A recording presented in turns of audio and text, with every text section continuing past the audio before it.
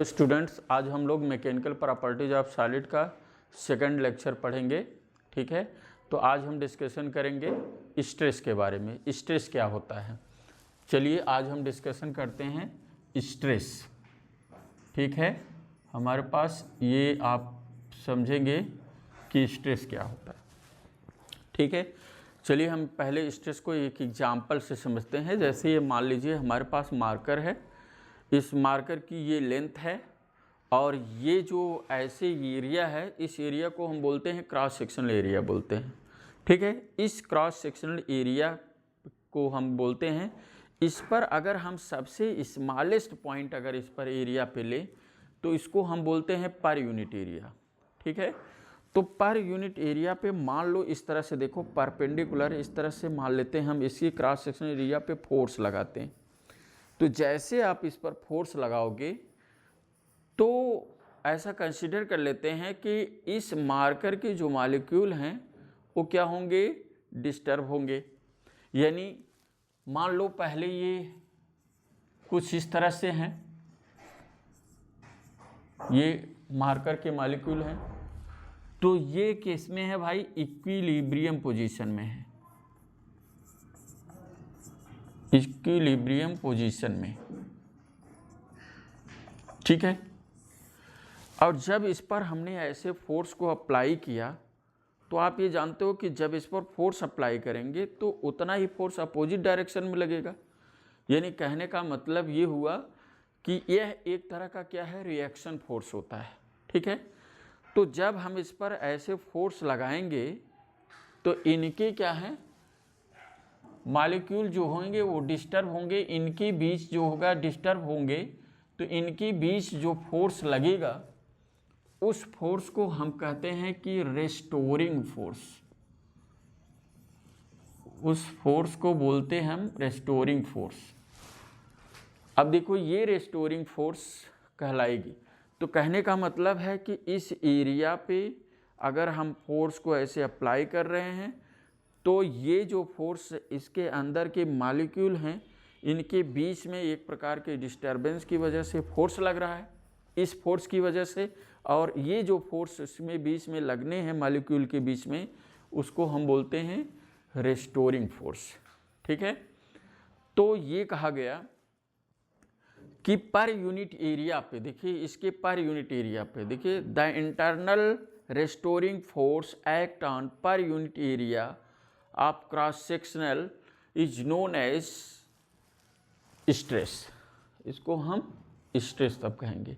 ठीक है, तो देखिए ये आपका क्रॉस सेक्शनल एरिया है, इसी पे आप क्या करते हो, फोर्स को अप्लाई करते हैं। ठीक है, the internal restoring force act on per unit area of cross section is known as stress. तो इसको हम बोलते हैं भाई स्ट्रेस। अब इसको हम, इस स्ट्रेस को अगर हम क्या करते हैं, P से डिनोट करते हैं, तो P इक्वल टू यहाँ पे देखिए होता है फोर्स अपान क्या कहलाता है भाई, एरिया। इसको हम बोलते हैं फोर्स अपान एरिया। तो यहाँ इसको P से डिनोट कर दें तो इसको F, तो यहाँ पे P equal to F upon A हो जाएगा। ठीक है, तो इसको ये बोला जाता है P equal to F upon A।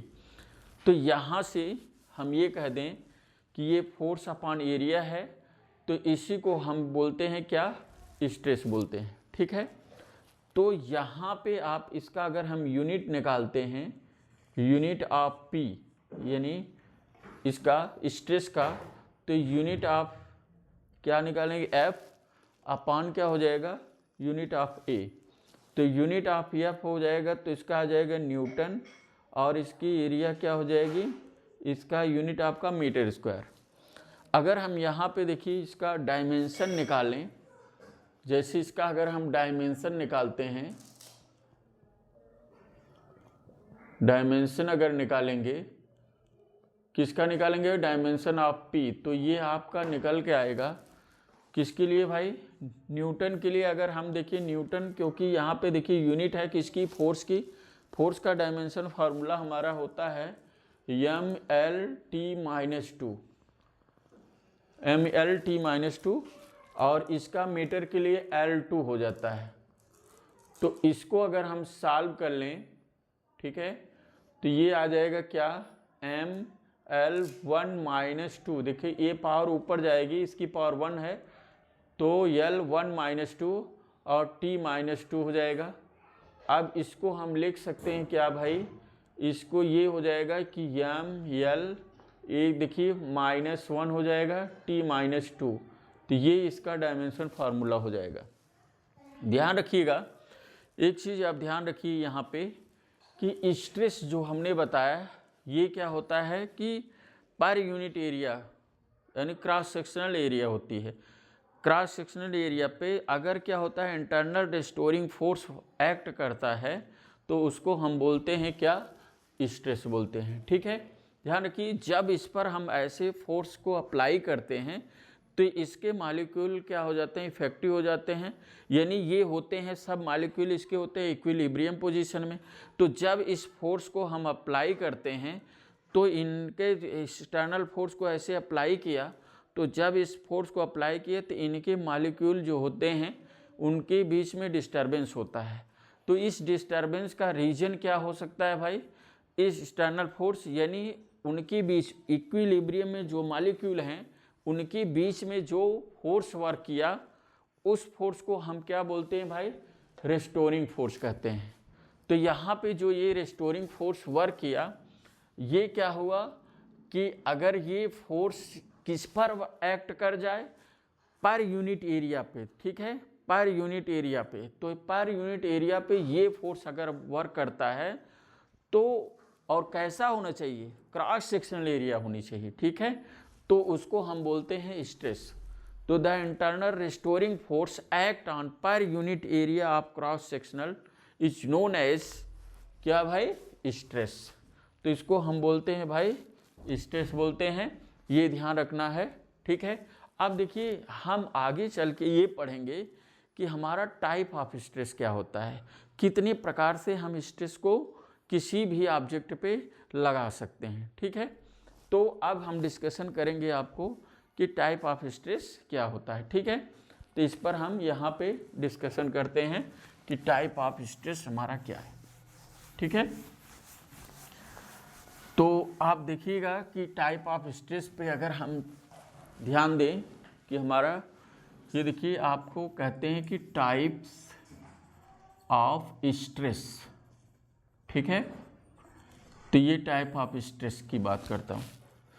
तो देखिए भाई, देखिए इससे हमारा देखिए स्ट्रेस कई टाइप का होगी, जिससे हम लोग डिस्कशन करते रहते हैं कि नॉर्मल स्ट्रेस क्या है, टेंजेंशियल स्ट्रेस क्या है, और पढ़ते हैं कि लॉन्गिट्यूडनल स्ट्रेस क्या है, वॉल्यूम स्ट्रेस क्या है, और इस तरह से हम लोग पढ़ते चले आए हैं। लेकिन देखिए क्या होता है कि यहाँ पे जो है इसका टाइप क्यों है, ये टाइप स्ट्रेस का टाइप लगने का मतलब हम ये जानते हैं कि एक प्रकार का फोर्स लगता है। तो ये फोर्स आप अप्लाई जब करते हो तो कितने टाइप से कर सकते हो, ये ध्यान देखना। तो जैसे ये आपका है, ये ऑब्जेक्ट कंसीडर कर लें यहाँ पे, इस ऑब्जेक्ट की ये आपकी कहलाएगी एरिया ए।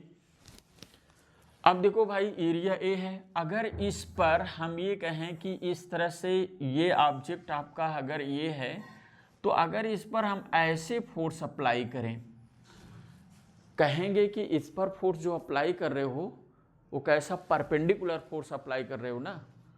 ठीक है, तो इस क्रॉस सेक्शनल एरिया पे आप कह रहे हो फोर्स को कैसे अप्लाई कर रहे हो, ऐसे परपेंडिकुलर अप्लाई कर रहे हो। तो या फोर्स को देखिए ऐसे, देखिए जैसे ये है, इसके नीचे से ऐसे फोर्स को अप्लाई कर दिया। अब इस दोनों तरफ देखिए, इसकी लेंथ आपको कुछ मान लो समथिंग एल होगी। अब ऐसे अगर फोर्स को अप्लाई आप करोगे तो ये क्या करेगा, कंप्रेस करेगा, यानी इसकी लेंथ डिक्रीज होगी। ठीक है, अब ये क्या होगा, कंप्रेस करेगा, लेंथ को डिक्रीज करेगी। और कुछ इस तरह से ले लें कि जैसे मान लो कि हम ये कहा जाए कि यही है, इस पर ऐसे भी फोर्स लगा सकते हैं, देखो इस तरह से और इस तरह से। अब इसको अगर इसकी लेंथ यल है तो इसको आप ऐसे खींच रहे हो, यानी फोर्स को ऐसे लगा रहे हो, तो ये जो फोर्स आपका यहाँ पे लग रहा है, ये और ये लग रहा है, ये क्या होगा, इस सरफेस के कैसा लग रहा है भाई, परपेंडिकुलर लग रहा है ना। परपेंडिकुलर लग रहा है। तो परपेंडिकुलर लगने का मतलब एक तरह से आप कह सकते हो कि नॉर्मल है, एक तरह से ये कह सकते हो नॉर्मल, यानी इस सरफेस के परपेंडिकुलर ही मान के चलिए यहाँ पे। तो सरफेस पे हम परपेंडिकुलर फोर्स को अप्लाई कर रहे हैं।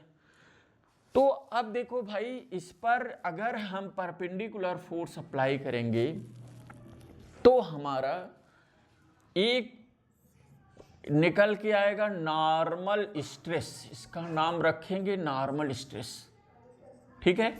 क्योंकि ये परपेंडिकुलर, चाहे इसमें लेंथ डिक्रीज करे, देखिए इसमें लेंथ को डिक्रीज कर रही है और इसमें लेंथ इंक्रीज कर रही है, दोनों कंडीशन में ये फोर्स आएगा इस पर नॉर्मल स्ट्रेस का। लेकिन अगर इसी भी ऑब्जेक्ट पे, देखिए यही ऑब्जेक्ट है, ठीक है, ऑब्जेक्ट आपका यही है, अगर हम ये कह दें कि इस सरफेस के अगर पैरेलल अगर यहाँ पे फोर्स अप्लाई कर दिया जाए, ये फोर्स पैरेलल हो गया, लेकिन ये कैसा फोर्स था भाई, परपेंडिकुलर था, ठीक है।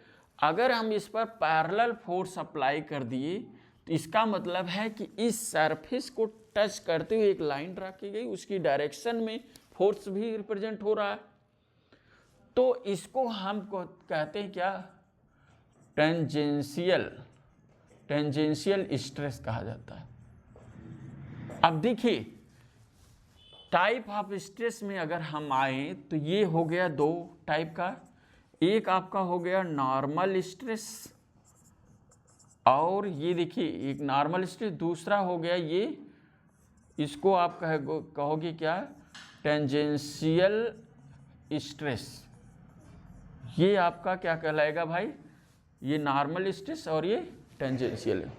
अब यहाँ नॉर्मल स्ट्रेस में फोर्स क्या अप्लाई करने की कंडीशन क्या है, इस सरफेस पे ये ऐसे देखिए, सरफेस के इस तरह से इस डायरेक्शन में ऐसे फोर्स लग रहा है और सरफेस पे ऐसे फोर्स लगा है, लेकिन ये दोनों क्या है, परपेंडिकुलर है, बट डायरेक्शन चेंज है। एक क्या करता है, लेंथ को इंक्रीज करने का काम कर रहा है, एक क्या कर रहा है, लेंथ को डिक्रीज करने का काम कर रहा है।